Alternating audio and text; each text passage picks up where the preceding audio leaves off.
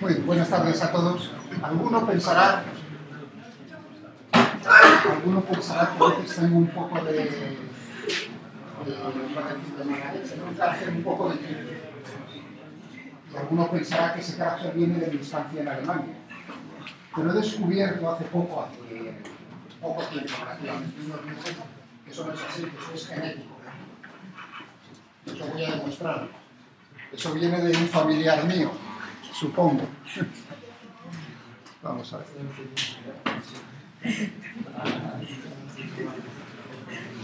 Es un bisabuelo mío, para que luego no penséis. A ver, ¿qué crees?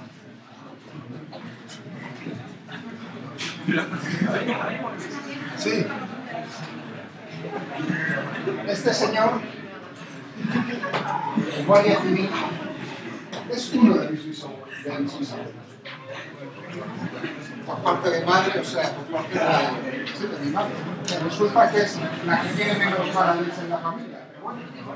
O sea, que esa es la constante que no viene de los alemanes, sino que ya no tiene la actividad del guardia civil. Y eso es una técnica porque me puede salir todavía durante el código y poner firmes a todos, pero bien. ¿De acuerdo? Ya conocéis por lo menos a un familiar más. Creo que ya habéis conocido el año pasado a mi mujer, pero este es de sangre. Bien.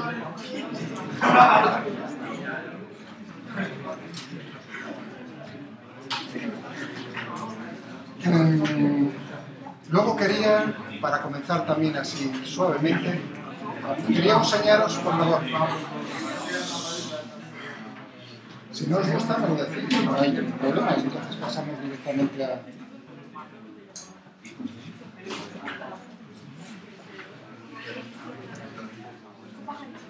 Un artículo que puede ser interesante para vosotros. Lo vi el otro día, no en el Spiegel, sino en otra revista. Vamos a ver dónde está aquí.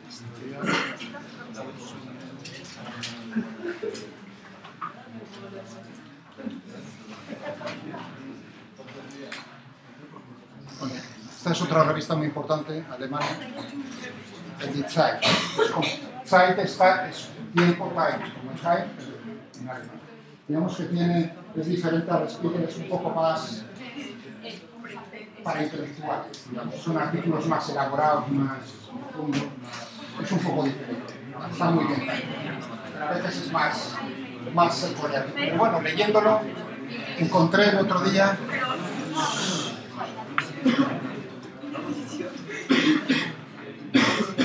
este artículo sobre el mito. Como siempre pienso en mis alumnos, pobrecillos, ¿no? Y cómo hacerles la vida imposible, pues me gustó porque es una entrevista que hacen a una chica como vosotros, una estudiante de la Universidad de Constanza, en el lago Constanza, en el Bodensee, en alemán no es el lago Constanza, que es una universidad que yo había oído que es muy buena, y es lo mismo que vosotros, ingeniería industrial lo que ha estudiado esta chica. Y el máster se ha ido a hacerlo a UNIR, ¿de acuerdo? Entonces, bueno, leyéndolo, ¿qué es lo que se encuentra allí? Es un artículo no muy largo, dice, bueno, el título es ahí, lo que dice ahí en negrita grande, dice, bueno, quien tiene, bueno, en serio ahora. Si no os gusta, os aguantáis. Porque habrá algunos, a lo mejor si les gusta, entonces, no os obligo a estar así, eso ya lo digo muchas veces. Si estáis cansados, os aguantáis. Yo también os digo, ¿no? Creo que es justo, no os obligo a estar aquí. ¿Vale? Hoy de verdad estoy un poco cansado, no sé por qué, pero estoy especialmente cansado. Bueno, entonces lo que dice es que quien tiene una idea, pues simplemente ahí está hablando de lo que se ha encontrado en Estados Unidos. Pues, ¿a qué se dedica? A construir un prototipo directamente. O sea que lo que pone de manifiesto, lo que intenta remarcar o resaltar es, digamos, el carácter práctico que tienen frente al estudio en Alemania. O sea, lo que dice, hablando de su propia universidad, que no es mala, pues es precisamente eso, que es mucho más teórica, menos orientada, mientras que allí la gente es muy lanzada. Claro, hay otra cosa, o sea, que digamos es una recomendación, es decir, pensé y dije, pues mira, es el mismo caso que mis alumnos. Pueden terminar aquí y decir, pues me voy a hacer un máster. Voy a hacer un máster, por ejemplo, ahí, o sea, que os podéis, como esta es una chica como vosotros, que ha terminado y lo que hizo fue escribir, o sea, podéis entrar perfectamente en el portal, en la página del MIT, podéis perfectamente, tenéis toda la información para cuando estéis preparados o listos con esto, queréis hacer un máster, podéis escribir allí y hacer el proceso de admisión. Claro, ahí es donde viene el proceso de admisión. Esta chica, por ejemplo, lo hizo porque la animó otra amiga. O sea, ella no quería irse realmente de Alemania y no quería estudiar fuera y creo que la animó una amiga que tenía y dijo, bueno, pues vente conmigo, se iba a ir a Estados Unidos una amiga y dijo, es que si no voy a estar sola, esas cosas, ¿no?, que se hacen a vuestra edad y tal.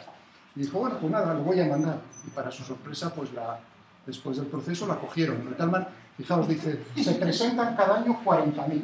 En algún punto de eso es lo... para 40.000 personas. Cogen el 17%. ¿Dónde lo pone? Ah, sí. En el último año, ¿sabes? En el último año se han presentado 40.000, casi 40.000 estudiantes en el MIT. Solamente el 17% de ellos han obtenido una plaza. Dice, ¿por qué? Le está preguntando el periódico, la revista. Dice, ¿por qué cree usted que lo ha logrado? No, pero bueno, lo que os quiero decir, no es fácil. Bueno, es buena estudiante lo que pone ahí, pero tampoco es una cosa excepcional. O sea, que en el proceso de admisión deben tener en cuenta otro tipo de procesos. Por ejemplo, la inventiva, cosas de esas, lo lanzado que es uno. Os animo a... es posible. Bien, sobre todo para las chicas. Esta es una chica. Bien, vamos a ver.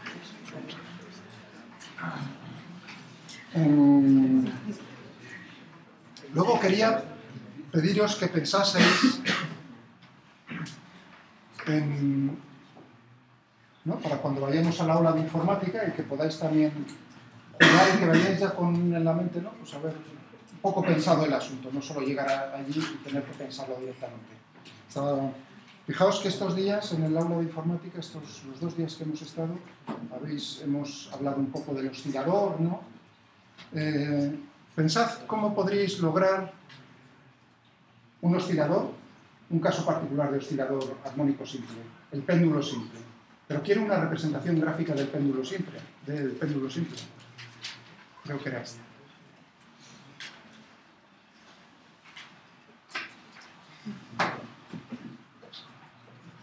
No tiene por qué ser tan... Pero para que tengáis una idea en la cabeza de lo que os puedo pedir.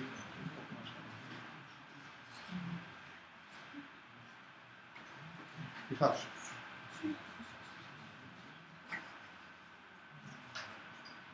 No tiene por qué ser así. Yo simplemente me conformo con que penséis cómo hacer una representación, es decir, cómo veo una bola moviéndose siguiendo un movimiento armónico. Primero tenéis que, y además los dos casos, pensad cómo es porque ahí veis péndulos sin aproximar para pequeñas oscilaciones y el péndulo, péndulo sin aproximar, el real, y el péndulo aproximado para pequeñas oscilaciones. Entonces tenéis que pensar lo primero, la parte de la física, es decir, cuáles son las ecuaciones del movimiento en uno y otro caso. En el caso aproximado, pues ya sabéis que va a ser un movimiento armónico simple para el ángulo, pero bueno, para el otro caso, pensad un poquitín, recordad lo que vimos el año pasado, porque lo hice, o sea que no es nuevo, si lo recordáis, el año pasado os lo mostré, donde tuve que hacer una aproximación, entonces es simplemente recordar esas ecuaciones del movimiento, y luego viene la parte creativa, ¿no? Esa de decir, pues vamos a construirlo en el ordenador, no lo podemos construir de otra manera. Y es simplemente decir, quiero ver uno de los dos casos. Por ejemplo, el péndulo sin aproximar. Ahí tenéis el péndulo sin aproximar. Vamos a ponerlo en el tiempo. ¿De acuerdo? Aquí yo, como estuve jugueteando en su momento, la amplitud inicial lo puedo hacer a mano. Así, pero ya digo, vosotros simplemente escogéis una amplitud inicial. ¿De acuerdo? Y es más, puedo darle los datos del péndulo. El ángulo inicial son 57,1 grados y la longitud de la cuerda o de la barra esa es 9,48.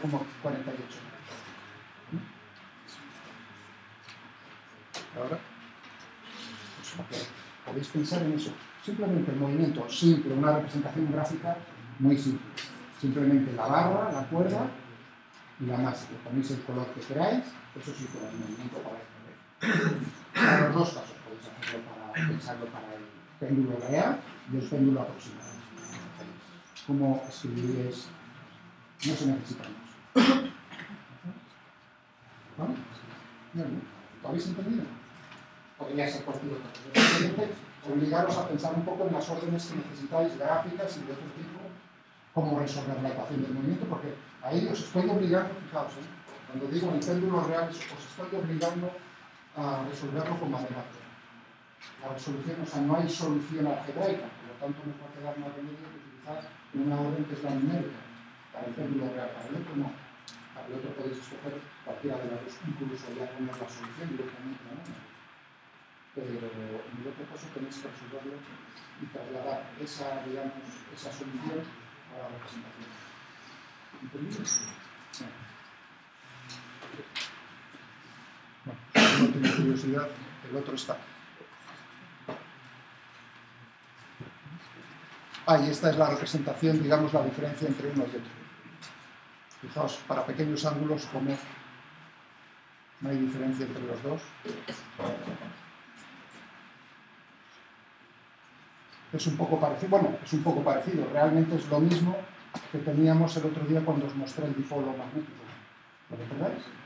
O sea que digamos, claro, voy haciendo versiones diferentes de lo mismo para problemas que en principio parecen diferentes, pero que es el mismo. Bueno, estupendo. Vamos bueno, y vamos a también aprovechar el problema del otro día. ¿Qué tal os salió? La verdad es que no lo he visto porque he cogido de los de Minas y el vuestro ni lo he tocado. ¿Qué tal? Tengo curiosidad por saber si os salió bien.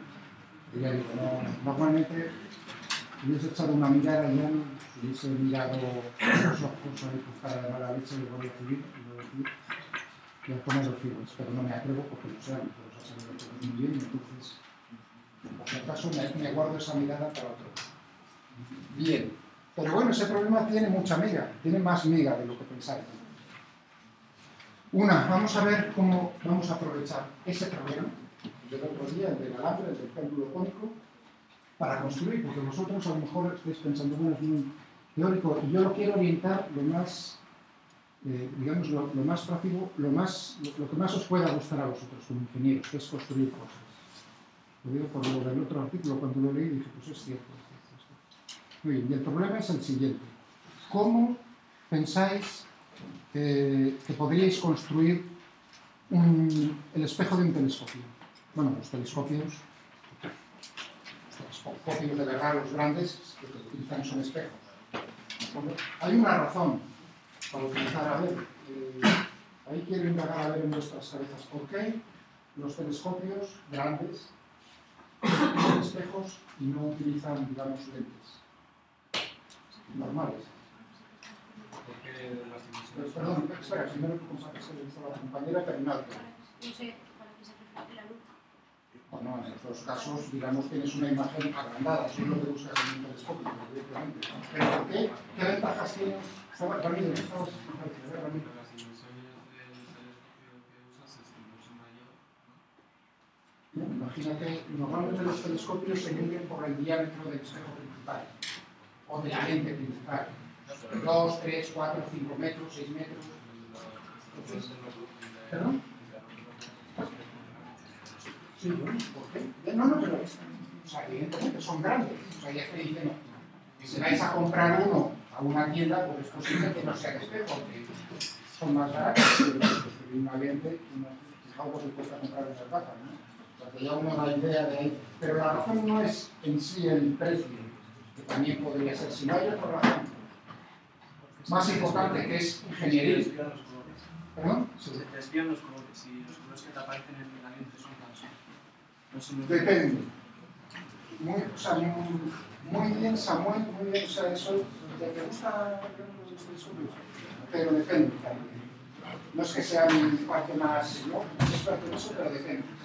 Porque también en los espejos, digamos, puede haber una aberración, estamos hablando de la aberración cromática, ¿no? En los espejos también puede haber una aberración cromática. Pero, bueno, otro tipo no, la cromática, vamos a ver, no exactamente. Nuestro compañero, pues vais a aprender cosas nuevas. O sea, ahora estoy intentando recordar todo. Él hablaba de aberración cromática, y es cierto que en los espejos la aberración cromática no existe. Tiene otro tipo de, porque yo quería naturalmente llevarme el gato, pero hay otro tipo de aberraciones. No tiene por qué ser la cromática, es decir, tiene razón nuestro compañero que si se utiliza una lente, el índice de refracción de las lentes depende de la longitud de la lente. Entonces el problema, naturalmente, ¿por qué son tan caras las cámaras de fotos? Son varias lentes, es decir, que unas lentes tienen que corregir a las otras, digamos, para que la aberración, una de las muchas aberraciones que puede haber en la construcción, es un arte, o sea, de las lentes, es una construir objetivos, por ejemplo, para cámaras de fotos, eso es un arte. Ahora se utiliza mucho el ordenador, pero no quita que el diseño, digamos, sea mucho, pues, cómo diseña uno la forma de un coche, una cosa parecida. O sea, no hay una forma única de diseñar un objetivo, porque si no, todos se harían igual, ¿entendéis? No hay los más caros. Evidentemente, los más caros lo que intentan eliminar son, cuantas más aberraciones, mejor. Por ejemplo, la aberración cromática. Entonces se necesita poner más grupos de lentes para eliminarlo. Pero hay otro tipo en los espejos. Sí, en los espejos, naturalmente, no tenemos ese caso porque todos se reflejan, digamos, independientemente de la longitud de onda, todos los rayos se reflejan de la misma manera. O sea, que eso tiene, pero también tienen aberraciones, salvo que el espejo sea de una forma. Y ahí es donde ya intento llevarlos a lo mismo. Digamos al problema del convexo. No es peligroso. De todas maneras, eso lo aparcamos un momento. Es decir, que tiene razón nuestro compañero y que tiene ventajas respecto a la relación cromática. Total, o sea, que no lo tienen, los espejos no lo tienen y nosotros sí. Pero no es esa, digamos, la razón que quería yo dar. Esa es una, o sea, que te lo doy como porque realmente tiene razón, o sea, que eso es una...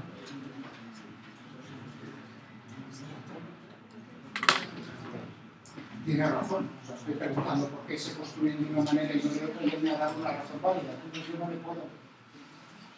Yo estoy pensando en otra, pero no le puedo decir que no. Sí, para enfocar una luz y... Bueno, sin usar láser, lo que nos utilizan nosotros. Sí, pero dime, ¿quién lo has mirado? No, eso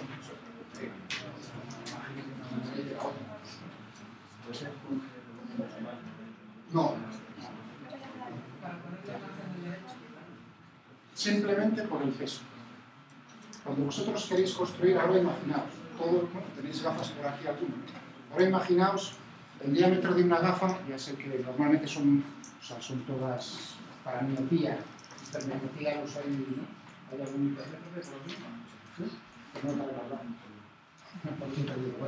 Pero da igual un tipo de lente que da.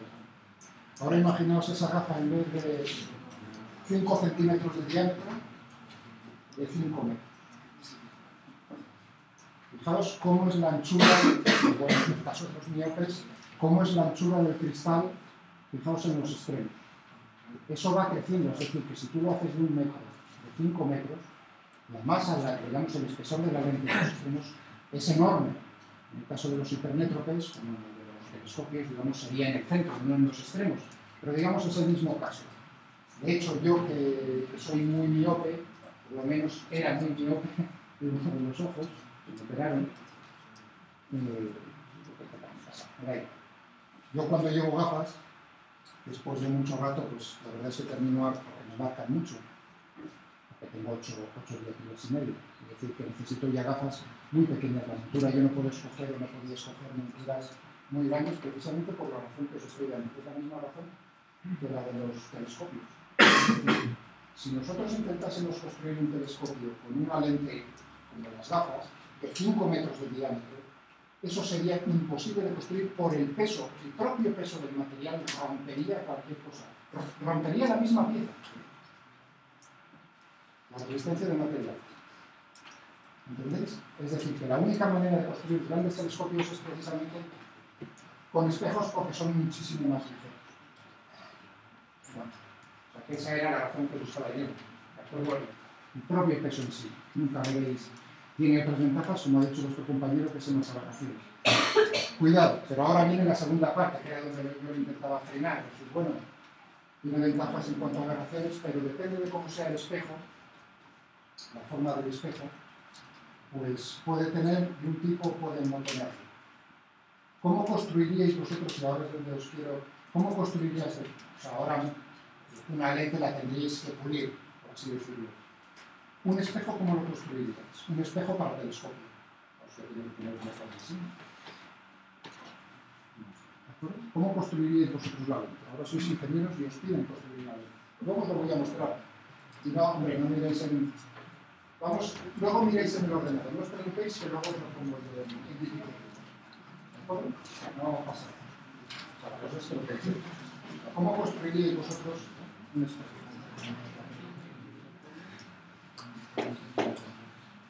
Un espejo plano. ¿Cómo creéis que se hace? Hay muy pocas empresas en el mundo que hacen espejos para telescopios. Yo creo que con una mano ya. Ese sería también un buen sitio para trabajar en un ingeniero. Hay muy pocas. En Alemania realizáis. Pero hay muy pocas empresas que tienen la tecnología adecuada para construir telescopios. Por ejemplo, el telescopio del Hubble. Es el, digamos, ya tiene muchos años, no es de los más. Tiene, me parece que del orden de 2,2 metros y medio, no es de los más grandes. Tiene ventaja en el sentido de que, como no tiene la atmósfera, es equivalente a un telescopio muchísimo mayor aquí en la Tierra. Entonces, ¿cómo creéis que se construyen esos? ¿Qué harías? Pues utilizar el problema del otro. Exacto. Ahora, o sea, si os estoy llevando a ese problema y os he dicho que tiene relación con el otro, es porque tiene una utilidad directa en ingeniería para construir espejos, por ejemplo, de telescopios. Espejos de 5 metros de diámetro. Sí, son también muy pesados, ¿eh? O sea, tienen mucho, no creáis que son... Y es muy bonito. Vamos a poner. Bueno, si uno estudia óptica, entonces verá que hay... Depende de la forma ya la he puesto con la mano, ¿no? Pero puede ser la forma esférica, digamos, como en las gafas, pero hay una forma que tiene ventajas que es la forma parabólica. Es decir, que hay espejos esféricos y espejos parabólicos. Los espejos parabólicos tienen una ventaja que es que no tienen un tipo que es el foco, no tienen una aberración determinada que sí tiene el espejo esférico. Es decir, que es mejor construir para telescopios que miran al espacio, ¿no?, espejos parabólicos que no esféricos. Pero aparte de eso tiene una ventaja a la hora de construir el espejo en sí esférico. Fijaos, os tenéis que imaginar 5 metros. Pues no exagero, desde donde estoy yo hasta la pared, o un poco más.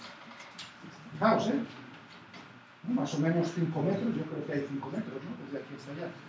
O sea, fijaos, ocuparía casi, exagerando un poco, lo que es toda la superficie de este aula. ¿De acuerdo? Fijaos que a la hora de construir el telescopio lo que se busca es la forma. O sea, realmente lo que refleja se hace de vidrio. Un vidrio muy especial, un material muy especial. Eso a lo mejor os lo cuenta, pues en ciencia de materiales. ¿Qué tipo es? Digamos, tiene que ser, ¿no?, que no tenga tensiones a la forma de... Bueno, eso ya no es cuestión.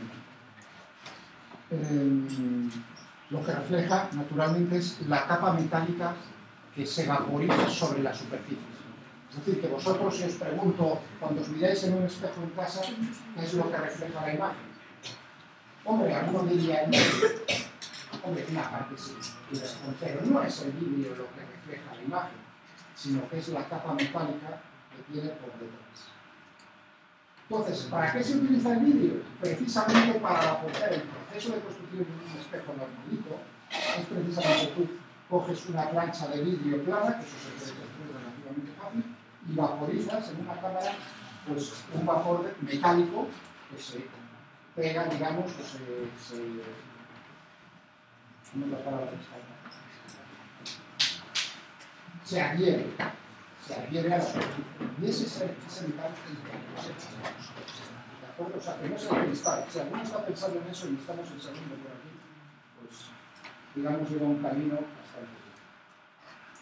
Entonces es la capa metálica. Para los espejos telescopios, por imágenes planas, naturalmente el proceso tiene que ser el mismo. Lo que construyes es, digamos, la forma en un vidrio, en un material, y sobre ese material vaporizas. Pero el problema, digamos, no es lo que vaporizas, sino darle la forma adecuada. Luego os muestro lo del Hubble. El Hubble, cuando se puso en órbita en los años 90, para sorpresa de todos, después de a lo mejor 500 millones de dólares que se gastaron en el cacharro, se dieron cuenta de que una vez en órbita, el Hubble resulta que lo habían construido mal. ¿Qué habían construido mal? Habían construido mal el espejo principal del Hubble. Bueno, mal, ¿qué significa mal? Que le habían dado la forma, sí una forma, pero resulta que en el foco donde ponían las cámaras, por así decirlo, no era el foco real. Se habían equivocado en darle la forma. Entonces tuvieron que corregirlo, tuvieron que mandar con unas cámaras, con un espejo adicional, lo tuvieron que corregir. Y claro, eso se dieron cuenta a posteriori, ingenieros. O sea, que hay errores de ese tipo, un error de millones. Bueno, entonces estamos construyendo la pieza, sobre la cual vamos a vaporizar el vapor metálico. ¿Y cómo le damos la forma? Ya os estoy diciendo, la forma mejor es una forma parabólica. ¿Cómo conseguimos una forma parabólica?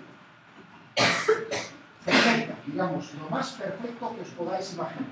Porque uno diría, cojo y empiezo a cortar, ¿no? De alguna manera, pulido. Lo que se hace es lo siguiente. Se coge el material, se funde en un horno. Eso se vierte en un recipiente, imaginaos una olla, una paellera gigante aquí de 5 metros de diámetro. ¿De acuerdo? Y se echa. Todo ello caliente, todavía fundido. Y eso se pone a hacer girar alrededor de un eje. Y se le da la velocidad angular adecuada. Entonces vamos a ver que la situación de equilibrio, cuando está girando con la velocidad, ellos pueden darle muy deprisa, muy despacio. ¿De acuerdo? Entonces, naturalmente, el material lo que tiene es ocupar la posición de energía potencial mínima posible, cada uno de ellos, lo mismo que la Tierra. Es decir, pues hoy os voy a enseñar cómo es el problema y os voy a explicar cómo se construyen los espejos y por qué la Tierra tiene la forma que tiene, cualquier otro planeta. Cualquier planeta que gira tiene una forma que no es esférica. Y vamos a intentar entender esa cosa. Bueno, entonces le dan, digamos, ellos dicen, necesito un espejo que el foco esté en tal. Pues entonces calculan que esto tiene que girar con una velocidad angular determinada. Todo ello fundido. Entonces, es como el café. Ahora os digo, cogéis el café, o el vaso de agua, o el vaso de leche por la mañana que desayunáis. Cogéis la cuchara y le dais vuelta. Y ahora os pregunto, ¿cuál es la forma de la superficie que adquiere la superficie del agua, la superficie de la leche o del café? Es un paraboloide de revolución. Es decir, que si vosotros cortáis por un plano vertical, lo que tenéis es precisamente una parábola. ¿De acuerdo? Bueno, entonces lo que necesito es, fijaos, a la hora de construir es, si eso es así, eso lo tengo que demostrar yo ahora, ¿no? Pues lo tengo que demostrar de alguna manera. Y lo único que nos hace falta es, una vez que eso está puesto en marcha, hacerlo enfriar muy lentamente. ¿Cómo de lentamente? Hacerlo sólido y luego vaporizar el metal. Para que os hagáis una idea, tarda del orden de un año en enfriarse. O más. Digamos, para un espejo del orden de 5 metros, se tarda un año en enfriarse. Es decir, desde que lo fundes. ¿Y por qué? Ahora os voy a dar una razón. Si uno intenta ganar tiempo, para ganar más dinero, fabricar más, tiene una pega muy grande, que es las tensiones en el material. Y otras asignaturas.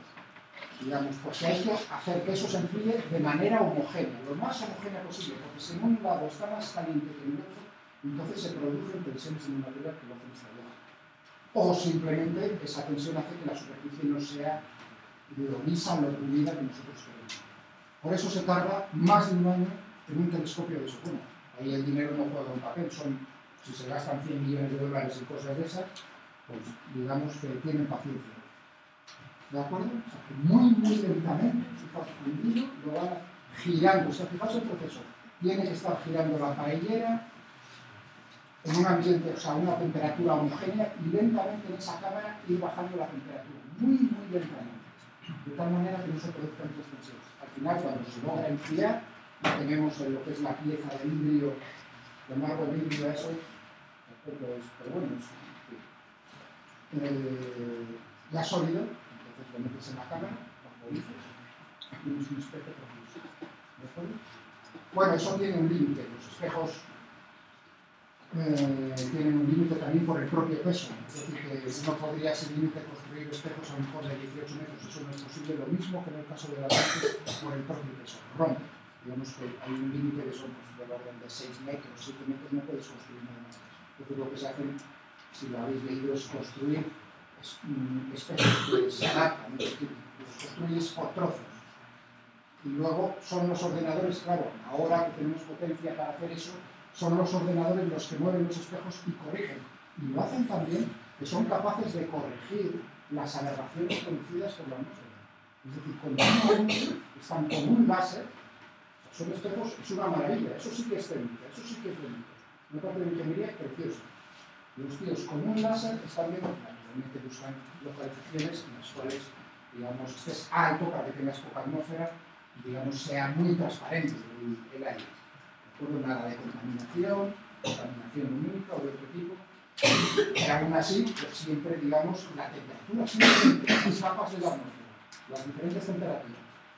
Entonces, digamos, eso se puede corregir, mandan un láser, digamos, por lo que se refleja del láser, ellos pueden tener información acerca de cómo se está, digamos, cómo es esa aberración. Entonces, los ordenadores, pero varias veces por segundo, lo que están haciendo es mover los espejos y darle un poco de forma diferente.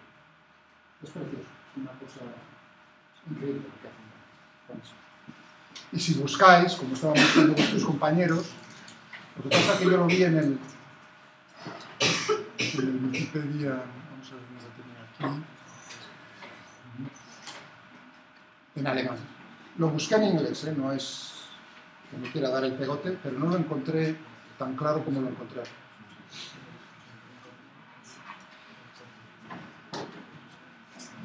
Bueno, el título eso de Spiegelteleskop es telescopio, digamos, de espejo. Aquí, Herstellung und Wartung, o sea, fabricación. Herstellen es fabricar. Y Warten tiene dos significados. ¿Cuántos estáis estudiando alemán? Warten es esperar. Pero Warten también es el, digamos, lo que se le hace a un coche. ¿Cómo se dice en español cuando lo llevas a el mantenimiento? Esa es la palabra, mantener. Fijaos, Warten, que te habrán enseñado es esperar, pues tiene otro sentido. En el sentido técnico es mantener, o sea, cómo se fabrica y cómo se mantiene un espejo de esos. Entonces, mirad, aquí lo tenemos.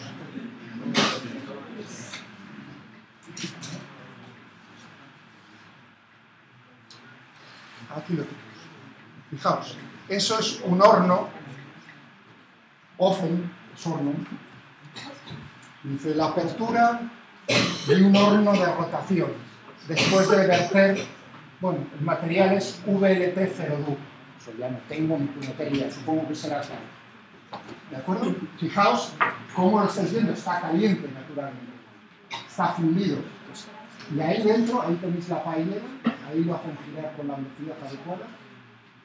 Y al final, pues lo que se obtienen son los espejos que necesitamos para hacer eso. Bueno, ahora me falta la última parte, después de introducir, decir, por qué se hacen así o por qué se hacen así, las ventajas. Es demostrar, naturalmente, que cuando nosotros hacemos girar un líquido con una velocidad angular, la forma que adquiere la superficie del líquido es una paraboloide de reducción. Tengo que demostrarlo. Si es una paraboloide, digamos, un paraboloide, entonces tengo el espejo de luz. Pues vamos a demostrar.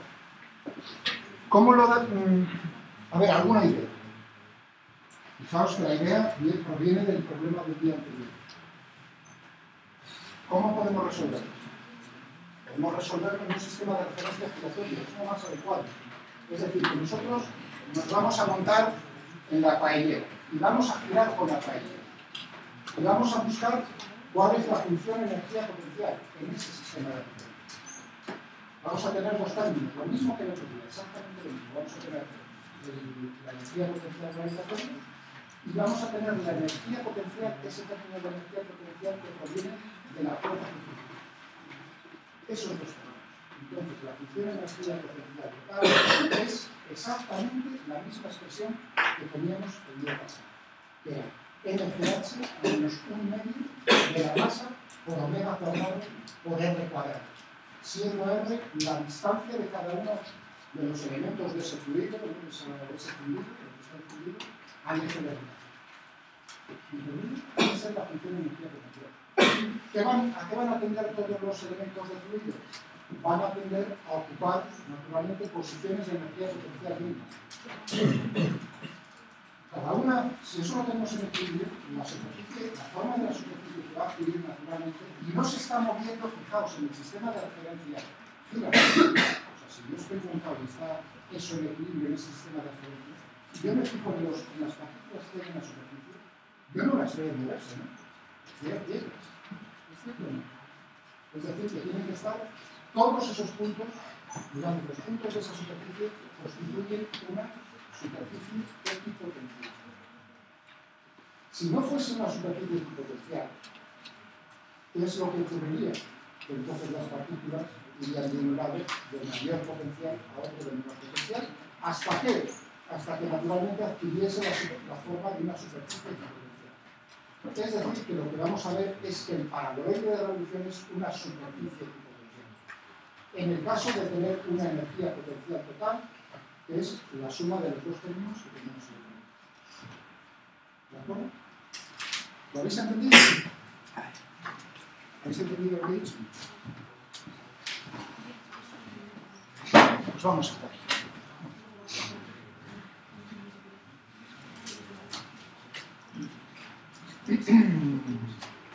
Y lo tenía...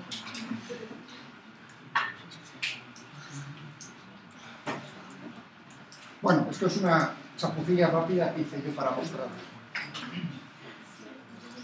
Yo creo que voy a mostrar primero, vamos a ver, este, porque son varias, digamos, es la misma forma, son paraboloides de revolución. Entonces lo hice en matemática de diferentes formas. Si vais a visualización, veréis que hay en 3 dimensiones diferentes tipos de, por ejemplo, un plot paramétrico en 3D, un plot 3D, y voy a fijarme en este, yo creo que va a ser el más fácil para haceroslo ver. Un plot de contorno en 3D. Fijaos en esta expresión.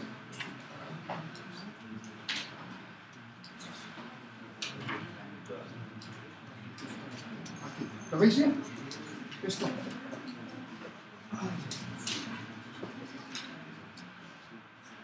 Fijaos lo que tengo aquí.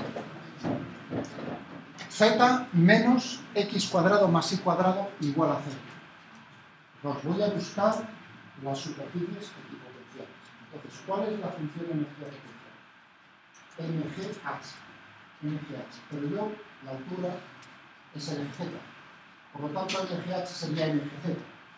Muy bien, ahí he quitado el NG porque son constantes. Es decir, que las constantes eso siempre puedo dividir por términos, por constantes, y quitarlas, por hacerlo más sencillo la expresión. ¿De acuerdo? Yo podría haber puesto 25Z. Cosas así. Pero es más fácil entonces decir, ese Z que es, sustituye a MGH. Menos, y ahora tenía ahí 1/2 de la masa por la velocidad angular al cuadrado, por R al cuadrado, siendo R la distancia a qué eje. El eje de giro es el eje Z. Por lo tanto, la distancia de cada uno de ellos va a ser x cuadrado más y cuadrado, raíz cuadrada, al elevarlo al cuadrado es x cuadrado más y cuadrado. Vuelvo a hacer el mismo truco, es decir, bueno, los otros son constantes, por lo tanto la expresión más sencilla es simplemente z menos x cuadrado más y cuadrado. Y ahora digo, voy a buscar una superficie equipotencial. La superficie equipotencial tal que la energía potencial sea igual, ahí he puesto a 0. Podría poner 1, 2, 3, 4, me da igual, cualquier valor numérico. ¿Entendéis? Ahí lo que estáis viendo con z menos x cuadrado más y cuadrado es simplemente la función de energía potencial total en un sistema de referencia giratoria. Y ahora digo, como yo sé que en la situación de equilibrio la forma tiene superficies equipotenciales de igual potencial y le doy un valor, el que a mí me dé la gana, c. ¿Eso lo veis? Y le digo, represéntalo. ¿En qué zona? Pues desde menos 1 para 1 en x, desde menos 1 para 1 en y, y desde 0 hasta 1 en z. Y lo que tenemos aquí es mi paraboloide.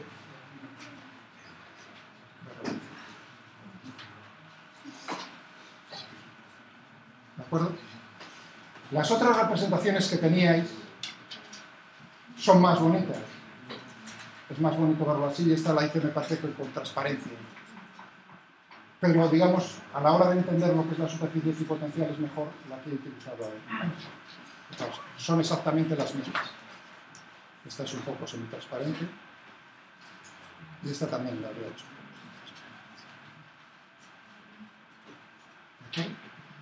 Bueno, pues ahí tenemos, digamos, la razón por la cual cuando dais vueltas con la cucharilla, bueno, no es esa superficie, porque ahora tenéis, claro, eso es lo ideal. Pero ¿qué ocurre? Que la hacéis girar el primero tenéis la cucharilla dentro y luego tenéis las paredes de repetición. ¿De acuerdo? Fijaos que en el caso del vaso de leche, mientras que ahí la paellera está girando con todo ello es una mesa, en el caso de la leche, cuando se dan vueltas, el vaso está quieto, es decir, que hay rozamiento y viscosidad con las paredes. Por tanto, la forma no es exactamente la que se está pasando, sino que uno ve cómo es, digamos, se suaviza al llegar a las paredes. O sea, que uno puede incluso entender eso, porque, digamos, no es justo de esta manera, sino que hace así de unidad, se redondea. Y luego hay los efectos. O sea, que si uno empieza a añadir efectos reales, que si la presión superficial justo al entrar en contacto con la superficie sólida, pues hay unas cosas más reales.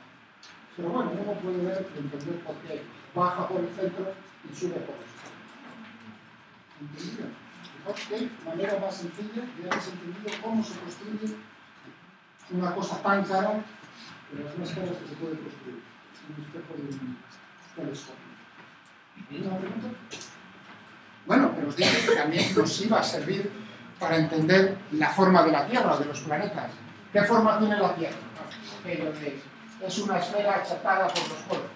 Es decir, que en este caso que ahora voy a comentar, si no hay ninguna pregunta, y si hay alguna pregunta, se la ponéis, que no preguntáis nada, ni tenéis nada allá vosotros en lo de hoy no he entendido, en el foro. O sea, si no ponéis, quiere decir que no estoy fracasando. Lo miro desde mi punto de vista. Eso quiere decir que no logro retener vuestra atención de alguna manera. A ver si lo hago mejor en lo que nos queda ahí. Bien, ahora estamos con el caso de los planetas. Es eso precisamente, una esfera achatada por los polos. ¿Qué forma geométrica es esa? Eso no es un paraboloide, sino que es un elipsoide de la revolución. Es decir, que si uno agarra el cuchillo, rasca y le pega un corte de polo a polo, lo que tiene en la forma es precisamente una elipse. Otra vez, el problema es el mismo. ¿Por qué tiene esa forma no esférica? Porque tiene una rotación. Es decir, que si nosotros nos situamos como estoy ahora mismo y vosotros estáis ahora mismo, en un sistema de referencia giratoria, entonces tenéis que tener en cuenta la energía potencial, la función de energía potencial y los dos términos. En los problemas normalmente nunca tenemos en cuenta el término debido a la rotación, pero ahora sí lo tenéis que tener en cuenta. Bueno, ahí claro, me tenéis que recordar, menos mal que no lo he puesto, no valen ordenadores, o sea, les vale la cabeza, es cómo es el término de la energía potencial gravitatoria en este caso. Claro, en el caso que hemos visto el día pasado, ahora con lo de los espejos, es muy sencillo porque estoy considerando la gravedad uniforme. Pero ahora, en este problema, yo no puedo considerar la gravedad uniforme, ¿no? Entonces, digamos, ¿qué es lo que tengo que cambiar para, en cuanto suba eso, ver la forma, ¿no? Dibujar la forma de un elipsoide de la revolución? El truco tiene que ser el mismo. Quiero decir, a la hora de dibujarlo, hacer un contorno 3D, pero tengo que poner ahí la expresión, fijaos que ahí es sencilla, la tengo que modificar. ¿Cómo la tengo que modificar? Rápido. sin mirar el o sea, ahora es pensar. Si os estoy preguntando es no rapidez de búsqueda, sino rapidez de cabeza. A ver, ¿bien? Es muy sencillo.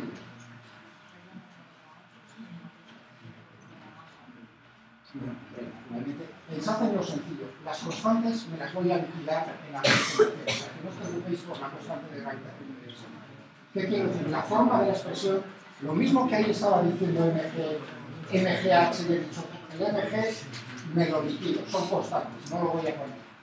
¿Es importante eso? No, a la hora de representarlo, no. Son parámetros, son constantes. No, fijaos que ese sería el otro término. El otro término, digamos, el término debido a la rotación va a cambiar. Malamente va a cambiar. No va a cambiar. Si sigo yo utilizando el FZ como eje de rotación, voy a tener lo mismo, el x cuadrado más y cuadrado, ¿no? Digo yo. No digo.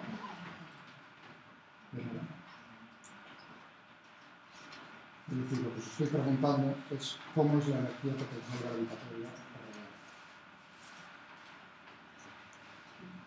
El otro día lo puse, si me equivoco, además, aquí, con vosotros. Lo tenéis ahí, en las lecciones, en los apuntes. Lo puse yo en la pizarra, ¿recordáis? Eso quiere decir, con eso fijaos, ¿qué creéis que estoy pensando? ¿Creéis que estoy pensando que sois unos maletas? No. Estoy pensando, hoy porque estoy cansado, otro día normal estaría pensando, sois unos maletas. Pero no, hoy estoy pensando, he vuelto a fracasar. O sea, cuando hago esas preguntas, no me contestáis, he dicho, algo no hago bien. La verdad, ¿eh? Sí, no es, esa es la realidad, es decir, algo no hago bien porque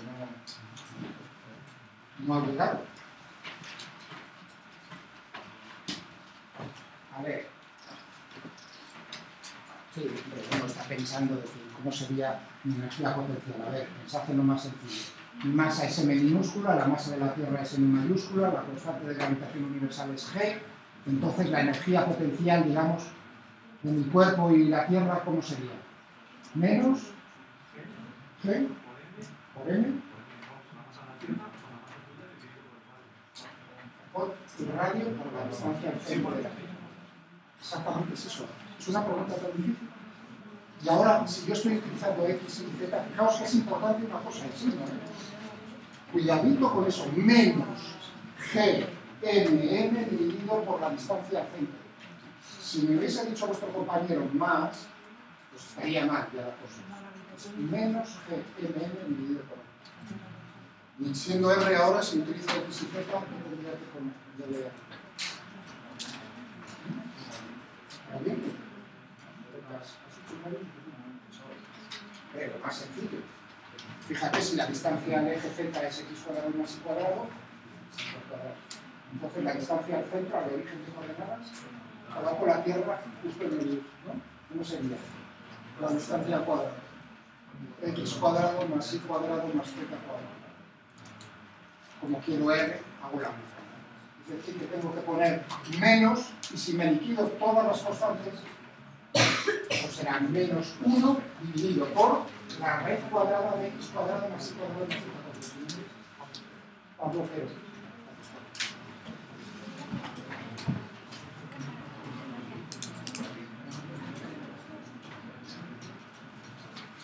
Muy bien, gracias, Pablo. Cosa más sencilla. Entonces vamos a mostrar.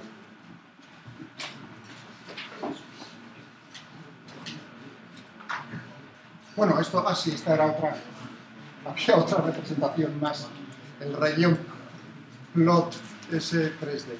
Bueno, ahí tenéis el... Fijaos, los dos signos menos, es importante. El menos, el otro era menos 1/2 de m omega cuadrado de r cuadrado. El menos, el segundo es el que teníamos antes. Este menos, pero ahora aquí lo que tenemos es menos 1, que venía de lo que ha dicho Pablo, dividido por la distancia de la raíz cuadrada. Busco una superficie equipotencial. Ahora tenéis que pensar en es lo mismo, ¿cómo se ha formado la Tierra y los planetas? Pues lo mismo que el espejo. Estaba todo muy caliente, ¿no? Fundido, Bueno, de hecho ahora también podemos considerar la Tierra como un fluido, ¿eh? O sea, que no creáis que, digamos, el comportamiento es el mismo, lo único hay que esperar mucho tiempo, un fluido muy viscoso, pero sigue siendo fluido. Y entonces lo que van buscando las partículas es ocupar, digamos, la posición de energía potencial mínima. Si no se desplazan, digamos, la superficie externa tiene que ser una superficie equipotencial. Y aquí es la que tenéis. He escogido un valor así, bueno, estuve buscando uno que fuese lo suficientemente grande, así al azar, igual a menos 2,8. O sea, sería la superficie equipotencial correspondiente a un valor menos 2,8. Y aquí podéis jugar, ¿no? Y ver, pues, no es una esfera, ¿eh? No, o sea, si uno lo mira un poco y está un rato girándolo, evidentemente ahí, ¿cómo podríamos lograr ver la deformación mayor? O sea, verlo todavía más deformado, porque ahí está achatado, ahí no se da cuenta de que se achata, pero no mucho. Digamos, ¿cómo podría uno lograr achatarlo más? ¿Qué es lo que tendría que hacer? O sea, ahora os pregunto, ¿qué es lo que tendría que hacer para lograr un achatamiento mayor en la figura? ¿Dónde? O sea, decidme, pon Miguel en... Fijaos, gíralo más rápido, Miguel. Es decir, menos un medio de m omega cuadrado, es decir, multiplica aquí algo, digamos que no sea por 1, por 2, por 3, por 4, algo, de tal manera que este término lo haga mayor. Eso sería eso. Podéis probar. ¿Alguna pregunta, entonces? Fijaos como con el problema del otro día hemos explicado dos cosas pues, que parecen diferentes, pero es exactamente lo mismo. Bien. Perfecto.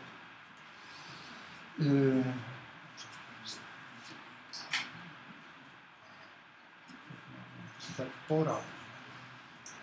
Quería discutir, por el momento, antes de pasar a los sistemas de partículas, quería discutir todavía dos problemas con vosotros.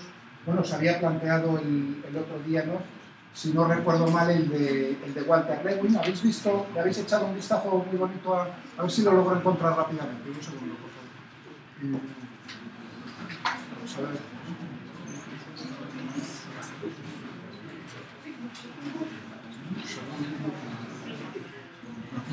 Necesito la...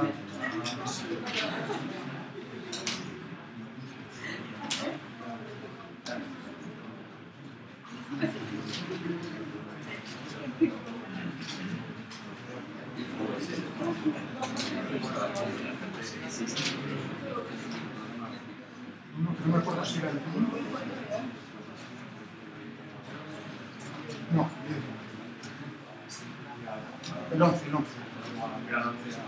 El 11. Estaba pensando en el 10, pero no era. Lo podíamos mirar ahí, pero como los tengo grabados en el ordenador, yo creo que lo vamos a ver mejor. Sí, busco el 11 yo en mi ordenador. Más o menos, así de memoria, creo que estaba sobre. We will talk exclusively about work and energy. No problems with that. And clean it a little bit better. When you go far away from the Earth, G is changing. So let us first look at the consequence of the conservation of mechanical energy. Very powerful concept, and as long as we deal with gravity, you can always use it. You'll see here on the desk something that looks like a roller coaster, and I'm going to slide an object from this direction. Let's clean it a little bit better. Here is that roller coaster. This is a circle. Fijaos en este problema. Este problema lo vamos a discutir otra vez más adelante. Y lo vamos a discutir realmente tal como lo hace él. Es decir, considerando que la bola que va a dejar caer, nosotros lo vamos a resolver ahora, vamos a intentar discutir este problema considerando esa bola que resbala, no hay rozamiento, es un cuerpo puntual, ¿no? Sin rozamiento, eso lo hace ahí en el aula, naturalmente, con una bolita pequeña que ruede. Es decir, que quita ¿cómo quitamos el efecto del rozamiento, entre comillas? Realmente no lo quita, sino simplemente rodando sin deslizar la bola. Bueno, este problema, por lo tanto, hay que entenderlo en su manera más sencilla, un cuerpo puntual, sin rozamiento, porque luego viene la complicación de darle una forma, una esfera, un cuerpo rodante. Y entonces la cosa se complica un poco. Cuidado, este problema, ya digo, lo discutiremos. Si no lo discutimos el día del examen. ¿De acuerdo? O sea, que con eso quiero decir que me gusta mucho. Variantes.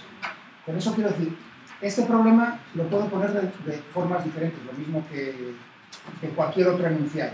Entonces, a lo mejor el enunciado os parece diferente, lo que vamos a discutir en algún momento, pero es exactamente lo mismo. Bueno, pero estábamos viendo esto, para aquellos And then it goes up again. que no han tenido ganas, es un Let momento. the circle have a radius r. This point be A. I release it with 0 speed. I assume that there is no friction for now. This point be B. And I define here y equals 0, or what is even more important, I define that u equals 0.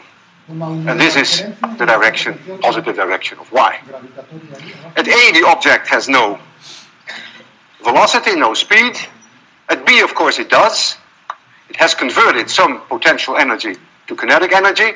At this point, C had reached a maximum velocity that it can ever have, because all the potential energy has been converted to kinetic energy. And at this point, D, if it ever reaches that point, that will be the velocity, say. Okay, was a given when I started. There is a person who has taken physics. Still didn't make strong result, but it is not something that you say intuitively. Oh yes, of course. It's I release 2.5 R. This is a ¿Habéis discutido el problema? La pregunta era, ¿habéis visto todos? Todos. Sí, pero hay unos que son más todos que otros. Sobre todo al final no he oído nada. La pregunta era, ¿desde qué altura lo tiene que dejar caer para que haga el bucle de construcción? Que no se separe de la superficie esa que tiene el roller coaster. Esa era la pregunta. Y la solución que uno diría, se lanza y dice, pues desde la misma altura que, o sea, 2 veces el radio. No. Pero vamos a ver ahora cómo lo hace también. O sea, no lo hace con las ecuaciones, sino deja la bola a la misma altura a 2 veces el radio, o sea, el diámetro, y se separa. Uno lo discute, necesita naturalmente la conservación de la energía mecánica y llega a la conclusión de que la altura mínima a partir de la cual va a completar el bucle ese, lo ha tapado en su cabeza 5 medios del rango. Es decir, un poco más alto. Y ahora vamos a... Ese es el resultado teórico. Classic result that almost every person who has taken physics will remember. It is by no means intuitive. It means that if I have this ball here, and I will show you that shortly, and I let the ball go into this roller coaster, that it will not make this point unless I release it from a point that is at least 2.5 times the radius of this circle above the 0 level. If I do it any lower, it will not make it. So think about this. That is something that you could not have just easily predicted. It's a very strong result, but it is not something that you say intuitively, oh yes, of course. It follows immediately from the conservation of mechanical energy. So if I release it, that 2.5 radius point, by the way, is somewhere here. So if I release this object way below that, it will not make this point. Let's do that. You see, it didn't make it. I go a little higher, didn't make it. Go a little higher, didn't make it. Go a little higher, still didn't make it. Now I go to the 2.5 mark, and now it makes it. 2.5 times the radius. Conservation of mechanical energy tells you that Y ahora os pregunto, a todas las posiciones por encima de esa marca que ha puesto él, va a hacer el bucle completo, ¿no? De hecho, más adelante, si no me equivoco, lo pone todavía más alto y sale, ¿no? Llega, fijaos que por esta parte la tenemos rectilínea, ¿no? O sea, que llega a salir. Y mi pregunta es, ¿llega a alcanzar? ¿Qué altura llega a alcanzar en su movimiento? En el caso de que lo lancemos desde muy alto, es decir, que completa el bucle, ¿qué altura va a alcanzar? Por ejemplo, voy a decir, en vez de 5 medios, pues 3 veces el bucle, es un poco más, ¿no? Suponiendo, digamos, que esto lo he acortado. ¿De acuerdo? Lo dejo por aquí corto, rectilíneo, pero lo suficiente para... o más. Voy a ponerlo más para que salga bien volando. 10 veces el rango. Poned que es lo suficientemente largo por ese extremo. ¿Cuál es la altura? Tal como lo tiene en el curso de la palabra. ¿Cuál es la altura que llega a alcanzar en su movimiento? La altura máxima que llega a alcanzar en su movimiento.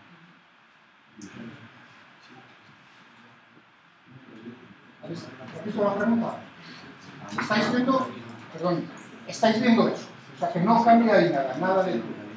Y digo, bueno, lo dejo para que haga todo el bucle completo, lo dejo salir desde una altura mayor, 10 veces el rango, mayor que 5 minutos, ¿no? Y digo, bueno, pues lo dejo, va a completar el bucle y sale disparado. ¿Cuál es la altura máxima que sigue en su trayectoria? Tal como lo tiene el aire. Sin rozamiento, nada. Él está simulando que no hay rozamiento con una bola muy pequeñita que vaya a ser.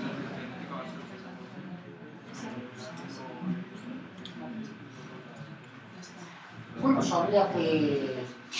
A ver, o sea, Samuel, ahí se nota que no estás interesado en eso.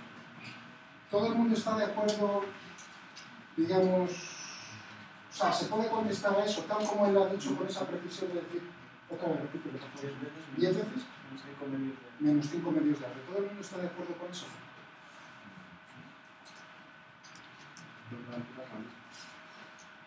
O sea, yo necesitaba también esa respuesta, gracias. O sea, necesitaba que alguien se equivocase como tú lo has hecho, pero lo necesitaba. O sea, que te la razón.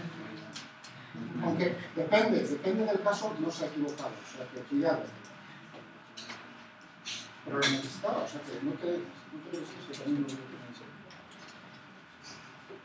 Todo el mundo, a ver qué piensa. ¿De qué parte se pone?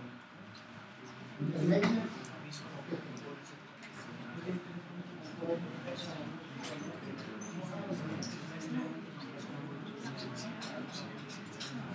A ver.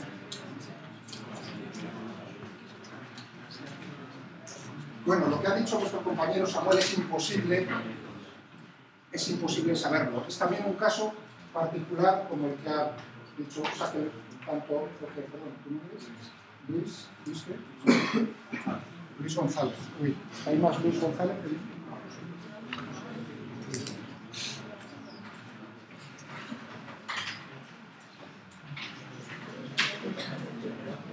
Os advierto una cosa.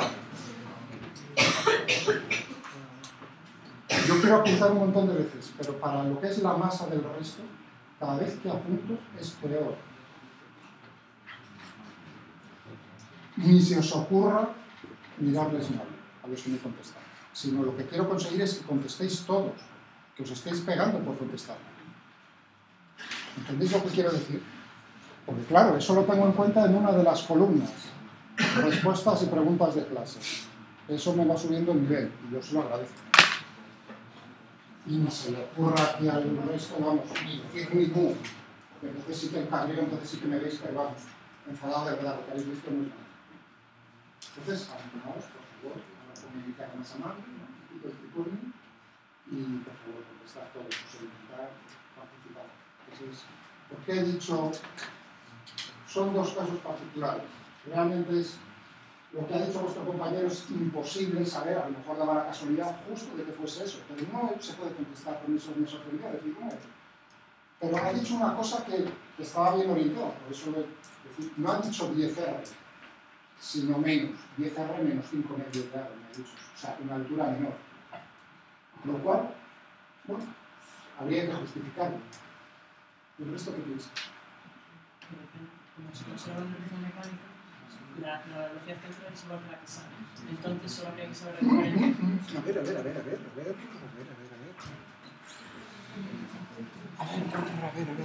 Vamos a ver. Muy bien, a la misma altura, digamos. Fijaos que esto está más corto, por eso no estoy haciendo trucos, ¿eh? Esto es más corto que esto, o sea que esto lo necesito lo suficientemente largo para... Pero esto sigo dejándolo ahí, ¿eh? O sea que no. Evidentemente, si fuese simétrico, entonces ¿qué ocurriría? Que va a llegar a la misma altura. O sea que ahí sí. Por eso digo, cuidado, pero yo he dicho, fijaos que lo dije desde el principio, es justo lo que estáis viendo. Justo lo que él hace, o sea, que si habéis visto la película, es justo lo que él hace, o sea, que sale despedida la bola. Y entonces... Si le hago también el tiempo, sería como si hubiera un raíz. Sería como un raíz. ¿Ese quién ha sido? Tú. Muy bien, sigue por ahí. Entonces, trayectoria parabólica. Es decir, llega en algún momento, uno tiene que pensar, anda la mano, se separa de aquí del raíz. A partir de este momento, o sea, que tiene relación con lo que os pregunté aquel día también. ¿Cómo va a ser la trayectoria? Va a ser una trayectoria parabólica. Es decir, para que llegase a la misma altura, fijaos, conservación de la energía mecánica. O sea, que si os estoy preguntando eso es para extraeros, a ver si lo habéis entendido. ¿Parte de qué? Tiene energía mecánica total. ¿Se conserva la energía mecánica? Sí, nos olvidamos del rozamiento con el aire. No hay rozamiento con la guía. Por lo tanto, tenemos energía mecánica en la situación inicial. Tenemos energía cinética 0 y energía potencial gravitatoria. mg 10 veces A. Entonces dice, pues hace todo esto vuelta, trayectoria parabólica. Y ahora uno dice, la trayectoria parabólica llega, para que alcanzase la misma altura, tendría que ser la velocidad 0, la energía cinética 0, para que entonces tuviésemos la misma energía potencial, entonces la misma altura. ¿Es eso posible? No, eso no es posible. En cuanto se separa de esto, fijaos que hay una componente, sí, hay una componente de la velocidad que se anula, que es la componente vertical, pero la componente horizontal no. Entonces, los tiros por donde iban, o sea, lo que estaba comentando Samuel, depende de cómo es la inclinación de la guía aquí. Es decir, lo que decía Luis, si es totalmente vertical, lo que va a hacer es subir, y en ese caso la componente horizontal de la velocidad es 0, por lo tanto alcanza 10 veces el radio. Pero en el momento en que lo tenemos inclinado, tal como está puesto aquí, depende de cómo es la inclinación para saber cómo es la... O sea, que tu respuesta no se puede saber. Yo me quedé así diciendo, anda la mar. Estaba bien orientado porque era menos, pero no se puede saber porque depende de cómo esté esto de inclinado. Claro, depende de cómo sea ese inclinado para saber cómo es la componente de la velocidad horizontal en el momento de la salida. Esa velocidad no cambia. Por lo tanto, hay un término en la energía cinética que ese no lo podemos tocar. Es un medio de la masa por la velocidad componente horizontal al cuadrado. Es decir, que para saber la altura, lo único que tenemos es que coger la energía potencial inicial, restarle ese término de la velocidad de salida horizontal, el término horizontal de la velocidad, y entonces eso tiene que ser igual a la energía potencial gravitatoria que va a alcanzar en el punto más alto. Lo voy a poner aquí. Las ecuaciones.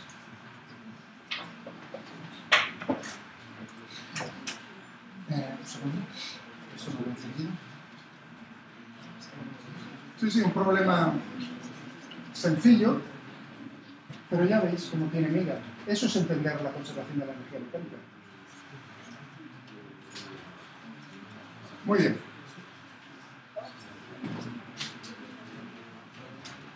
Pero el negro que se ve mejor.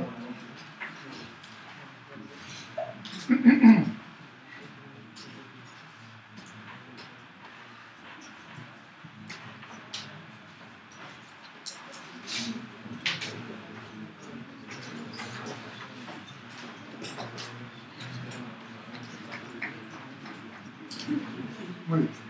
Entonces estábamos...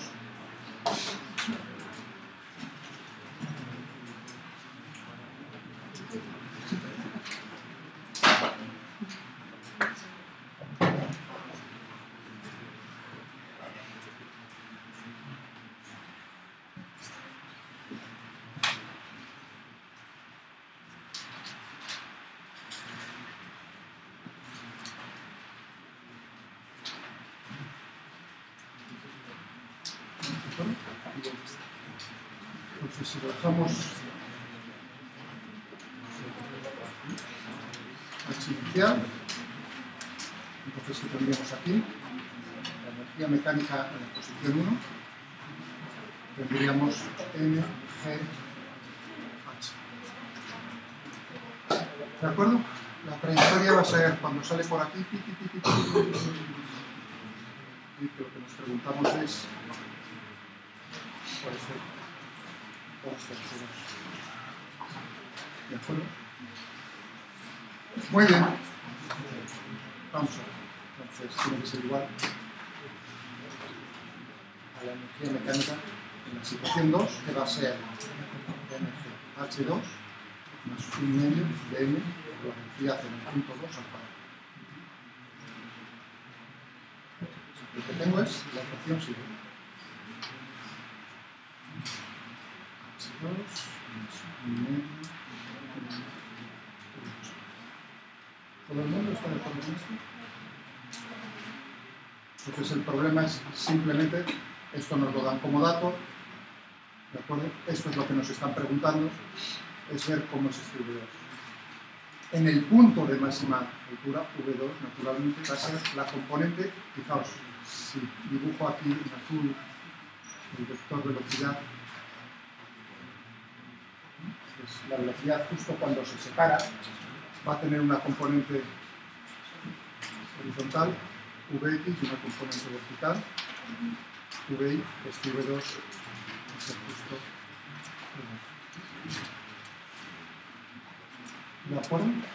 Bueno, ¿cómo sabemos, cómo podemos deducir entonces, fijaos, esa Vx? Necesitamos saber naturalmente cuál es esta altura. ¿Estamos de acuerdo? Ok, entonces vamos a aplicar otra vez la conservación de la energía mecánica. Es decir, que tendremos mgh1 va a ser igual a mg, ¿cómo lo llamamos a esto? H sub s, de salida, mgh sub s, más 1 medio de m, v, estoy utilizando sub s, vs al cuadrado. Ahora viene mg, hs, más 1 medio de la masa, y ahora digo vs al cuadrado va a ser la componente vx al cuadrado más vi al cuadrado.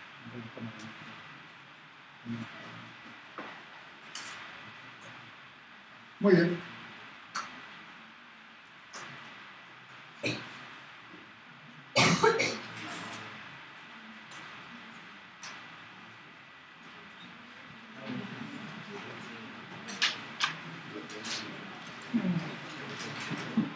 Estábamos en el punto de salida. Pero espera. ¿De acuerdo? Muy bien. Vamos a ver. Fijaos que de la altura de salida, teníamos, voy a poner otra vez la expresión, H1. Yo que vosotros estaría muy atentos. No le iba a decir, porque ahí en el cacharro ese tengo papel y lo voy a sacar dentro de 1 o 2 minutos. ¿Está claro? O sea, no es, digamos, como castigo, sino que ya lo traía ahí. Bien, teníamos un medio. Muy bien, es decir, que de aquí podemos deducir cuál es la velocidad de salida. ¿Estamos de acuerdo? Esto es un dato, esto es un dato, deducimos esto. Y ahora, claro, nos faltaba, evidentemente, fijaos que lo que necesito es el Vx, la componente x. ¿Estamos de acuerdo? Había puesto antes Vx, era igual a V2, siendo 2 el punto de máxima altura. Claro, ahora necesitaré cuál es la inclinación, el ángulo θ, es decir, que Vx va a ser el Vs por el coseno.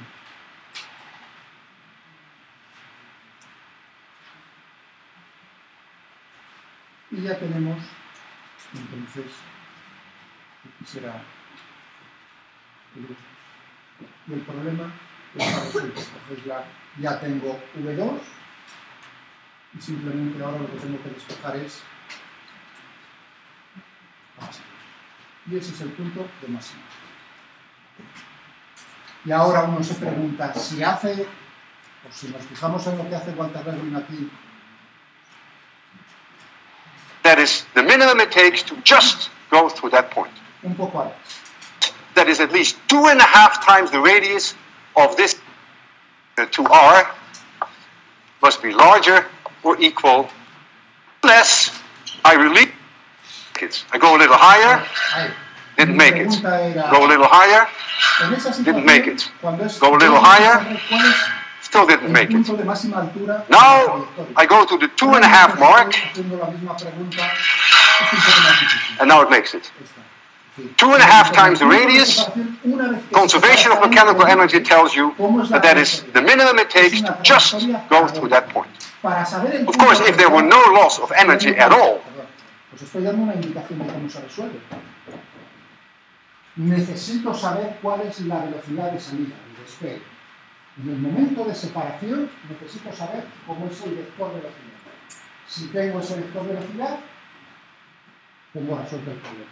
Porque a partir de ese es exactamente lo mismo que he hecho ahora. ¿De acuerdo? Entonces, el problema es, naturalmente, cómo es la velocidad de salida. Bueno, la verdad es que en este problema es bonito, pero hay que hacer bastantes numeritos y bastantes. Entonces he decidido plantear un problema que es, en el fondo, es el mismo problema, pero más sencillo de resolver a la hora de hacer las ecuaciones. Es decir, que la dificultad de comprensión es exactamente la misma, pero es más sencillo de resolver. ¿De acuerdo? Ahora lo vais a ver cuál es. Pero como he decidido que una parte se dedique a ese y otra parte se dedique al otro y luego os intercambiéis el problema, es decir, que ahora vais ya pensando con quién, digamos que aquí, voy a dejar hacer por, digamos, los cuatro hacéis el, ¿no? Todos los que estéis en una fila hacéis el problema. O sea, que vosotros en el papel que os voy a dar, 0,4 minutos. ¿No? Puedes decir, si quieres, que pones con tus compañeros. Es decir, ¿está claro? Aquí lo único es donde voy a partir. Aquí ya sois demasiado estricto. Entonces tenéis que decidir cómo hacéis los dos grupos. En nuestro caso, 2 y 2. En nuestro caso, tú te vas con otros. Quiero una mitad, digamos, que va a hacer un problema y otra mitad que va a hacer el otro problema. Y luego os vais a intercambiar el problema. He dicho que no. He dicho que 2 y 2 son más simple. ¿De acuerdo? O sea que si tu pregunta era, ¿podemos hacerlo los cuatro? La respuesta es no. ¿Era esa la pregunta? La respuesta es no.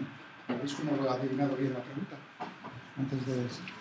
Entonces, mientras voy planteando el otro problema, vais decidiendo con quién queréis. ¿Está claro? Y el otro problema también es la rotación. Ya os digo, son los dos últimos que vamos a hacer antes de pasar al siguiente paso, al siguiente nivel. Es muy bonito también. Entonces, atentos, ¿de acuerdo? Fijaos, no os he dicho cómo es el enunciado, os voy a dar los dos enunciados, uno y otro. Vamos a ver. Problema 1.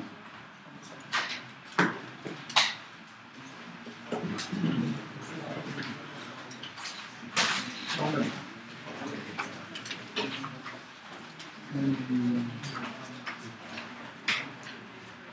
Por supuesto, sin ordenadores, sin apuntes, solamente tenéis como ayuda a las personas que estáis en el grupo. Ahora todavía no os he dicho, no os he repartido el papel, cuando lo reparta ya me fijo en lo que os vais. ¿Está claro? Y ahora diré, vosotros hacéis uno, vosotros hacéis el otro, y luego os intercambiáis. ¿Está entendido la cosa? Bueno. Ahora voy a hacer la descripción de los dos problemas. No quiero enfadarme. ¿Está absolutamente claro? Si noto cualquier cosa me voy a cabrear, pero muchísimo. Ya veis lo que me importa que quede grabado. Absolutamente nada. Está absolutamente claro. Cómo no estoy jugando ahora, ya veis cómo ya me voy calentando. ¿Está entendido? A ver si es verdad. Bueno, vamos primero por el que es parecido o similar al del roller coaster. Tenemos una esfera. Voy a coger la mitad de una superficie semiesférica. La pongo sobre una mesa de radio R mayúscula. Y en el punto más alto de esta semisfera de radio R pongo mi bolita, la de Walter Lewin, mi cuerpo puntual. ¿De acuerdo? No hay rozamiento entre la esfera y el cuerpo puntual, sin rozamiento. Sin rozamiento. Es decir, que a la hora de hacerlo en el aula tendría que cogerme una bolita como Walter Lewin y dejarla rodar. Exactamente lo mismo. ¿De acuerdo? Pero vosotros lo vais a resolver con una superficie esférica de radio R mayúscula, que está quieta sobre una mesa, y justo en el punto más alto ponéis un cuerpo puntual. Bueno, esa es una posición de equilibrio, ¿no? Entonces lo que voy a hacer es pegarle un pequeño empujoncito para sacarlo de esa posición de equilibrio. Pero tan pequeño, que podemos considerar que la velocidad de salida es prácticamente cero. O sea, que el único pequeño empujón que le doy, podría daros una velocidad distinta a cero, pero es más fácil, os digo, sale y doy un pequeño, tan pequeño que la velocidad la podéis considerar cero. ¿De acuerdo? Ya sé que exactamente cero quedaría arriba. Es simplemente empujarlo ligeramente. ¿Está claro? ¿Qué es lo que va a hacer? Resbalar por la superficie. Muy bien. Quiero saber entonces cuál es el ángulo a partir del cual tiene masa m, la aceleración de la gravedad es g, es decir, que todos son parámetros. La respuesta la podéis poner, son datos que conocéis, no doy valores numéricos, simplemente el resultado me lo ponéis en función de los parámetros que os estoy dando. Quiero saber si lo estoy empujando aquí hacia la derecha, cuál es el ángulo para el cual, ¿cómo mido el ángulo? Quiero la respuesta respecto a la vertical. ¿Cómo es el ángulo θ a partir del cual la bolita se separa de la superficie esférica? Fijaos que el problema exactamente igual que el de con el mismo grado de dificultad sería ¿dónde golpea? En la mesa. Eso me lo he ahorrado, digamos, para hacerlo más corto. Simplemente quiero saber cuál es el ángulo para el cual la bolita esa está deslizando en un rozamiento sobre esa superficie esférica, el ángulo a partir del cual se separa de la superficie esférica. ¿Todo el mundo lo ha entendido? Por ahí había alguna pregunta. ¿Tenía una mano levantada? ¿Queríais preguntar algo por ahí detrás? No. Vale. ¿Se ha entendido? ¿Está claro? R, N, G. Quiero saber cuál es el ángulo en función de sus parámetros. Ese es el problema 1. Y el problema 2, que le llamo yo del alambre espacial,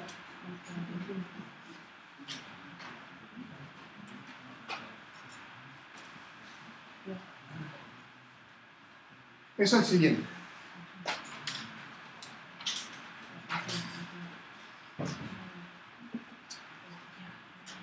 Muy bien, un segundo, porque todos vais a hacer los dos problemas. Si habéis pensado sobre el del Walter Lewin, este me lo tenéis que hacer, pero vamos. No vamos a decir echando leches, bueno, ya lo he dicho, echando leches. ¿De acuerdo? El que no haya pensado sobre él, que se vaya olvidando. Salvo que tenga la cabeza muy bien amueblada y entonces, pues también me lo hará rápido. ¿De acuerdo? Muy bien, es decir, que os vais a tener que administrar, porque vais a hacer todos los dos problemas. El del alambre espacial es el siguiente. Tengo un alambre en el espacio. ¿Qué quiere decir con el espacio? Que está alejado de cualquier planeta, estrella, lo que sea. Es decir, que tenemos gravedad cero. No hay gravedad, no hay atracción gravitatoria, sin G. ¿Está claro? Y en ese espacio, muy lejos, tengo ese alambre y ese alambre pincha una bolita, parecido al problema del otro día. ¿De acuerdo? Esta bolita está aquí pinchada. Pero esta bolita roza con el alambre. Tiene un agujero, ¿no? Pero hay un rozamiento. Al deslizar no desliza, digamos, no está bien engrasado, sino que hay un rozamiento que es rozamiento cinético, al deslizar, con movimiento, rozamiento cinético.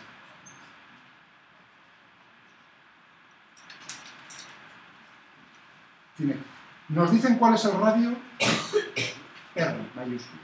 Nos dicen cuál es el coeficiente de rozamiento cinético entre la bolita y el alambre. Y nos dicen además que le doy una velocidad, le pego un golpe a la bolita y le doy una velocidad inicial v sub 0 a la bolita. ¿Está claro? Quiero saber cuánto tiempo tiene que pasar para que la bolita alcance una velocidad que sea la mitad de la inicial.